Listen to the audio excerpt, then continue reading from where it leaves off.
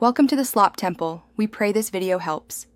You're starting now, open accounts. Google, and click Create Account.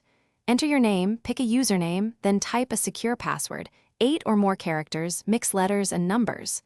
Once done, add a recovery email or phone. This helps regain access if you forget the password.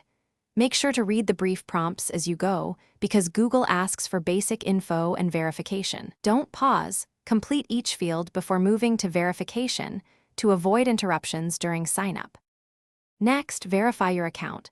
Choose SMS or voice call, receive the code, then enter it exactly. You're asked for birth date and gender to personalize services and meet age requirements, so provide accurate details. Once verified, review terms and privacy, toggle add personalization or keep defaults. Decide now because settings affect data use. Then confirm account recovery options again and inspect linked devices. If you use two-step verification, enable it at this stage for stronger protection. Finish by setting up your profile photo, enabling sync for bookmarks and passwords, and selecting your default language and preferences. Turn on two-step verification and save backup codes to a secure place. This prevents lockouts. Once done, sign into Gmail or any Google service to confirm everything works.